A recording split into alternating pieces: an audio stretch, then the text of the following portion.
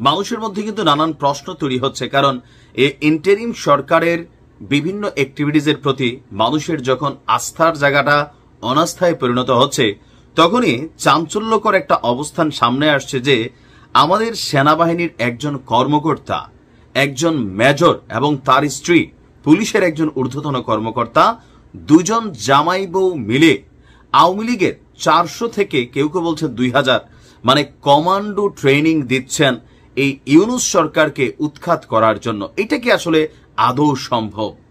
দর্শক, নানান জল ঘোলা হচ্ছে এই মুহূর্তে।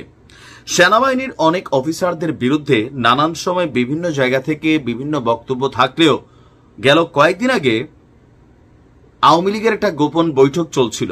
এমন তথ্যের ভিত্তিতে 22 জনকে গ্রেপ্তার করেছিল আইন শৃঙ্খলা রক্ষাকারী বাহিনী বা আমাদের গোয়েন্দা পুলিশ সম্ভবত।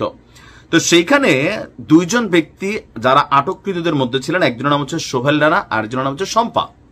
এই 2 জনকে যখন পুলিশ জিজ্ঞাসাবাদ করেছে, তাদের কাছ থেকে পাওয়া তথ্যের ভিত্তিতে আপনার ওই বৈঠকে অংশ নেওয়া মেজর সাদিকুল হক ওরফে মেজর সাদিককে তার উত্তরার বাসা থেকে সেনা হেফাজতে নেওয়া হয়েছে।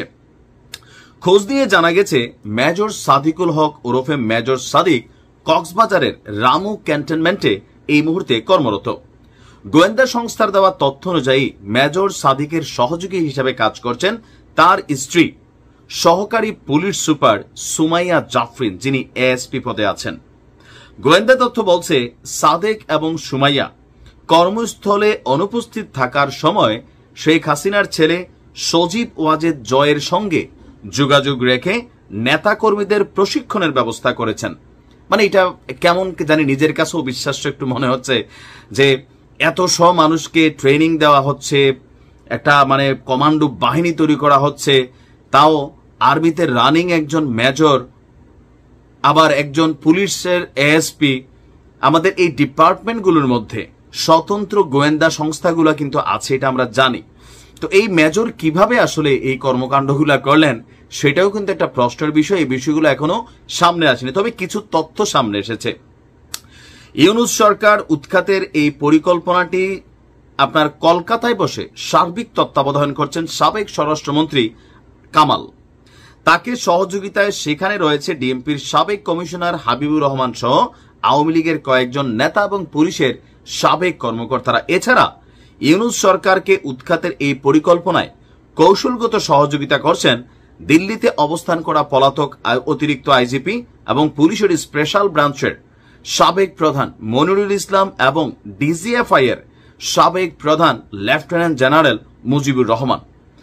আজকে আমাদের সেনাবাহিনীর আইএসপিআর থেকে এক বিজ্ঞপ্তিতে বলা হয়েছে, রাজনৈতিক সংশ্লিষ্টতা সংক্রান্ত অভিযোগে সেনা হেফাজতে নেওয়া সেনা কর্মকর্তার বিষয়ে তদন্তে আদালত গঠন করা হয়েছে। তদন্ত শেষে আদালতের সুপারিশ ক্রমে সেনা আইন অনুযায়ী তার বিরুদ্ধে প্রয়োজনীয় ব্যবস্থা নেবে। ঘটনার সুষ্ঠু এবং নিরপেক্ষ তদন্তের লগে ইতিমধ্যেই তদন্ত আদালত গঠন করা হয়েছে এবং প্রাথমিক তদন্তে এই মেজরের বিরুদ্ধে অভিযোগের সত্যতা পাওয়া গেছে। পূর্ণ তদন্ত শেষ হওয়া সাপেক্ষে প্রাপ্ত তথ্য প্রমাণের ভিত্তিতে তার বিরুদ্ধে শাস্তিমূলক ব্যবস্থা নেওয়া হবে। How is it possible? যদি এটা আমরা এখন এটা অভিযোগে আছে, প্রাথমিক সত্যতা আসছে, আইএসপির বিজ্ঞপ্তিতে আসছে, যদি এরকমই হয় তাহলে আসলে যে কোনো সময় বাংলাদেশে যে কোনো একটা কিছু ঘটতে পারে।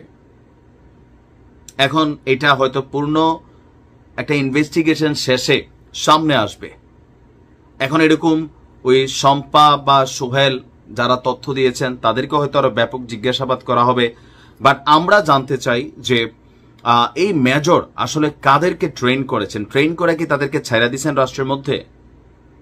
যে 400 জনের বক্তব্য আসছে বিভিন্ন জায়গা থেকে যে তাদেরকে টোকেনও দেওয়া হয়েছে 2 দিন আগেও ট্রেন করার জন্য, তাদেরকে মেশিনারিজটা সাপ্লাই কে দিচ্ছে, এগুলো সম্পর্কে একটু তথ্যপাত্য নেওয়া দরকার। কেউ কেউ বলছেন যে এগুলা সব হচ্ছে যে বর্তমান রাজনৈতিক পরিস্থিতি যে ঝড় উঠছে সব দিক থেকে, এগুলোকে সামাল দেওয়ার জন্য এই বিষয়টা সামনে আনা হয়েছে যেন কয়েকদিন আলোচনার মধ্যে এটা জায়গা পায়।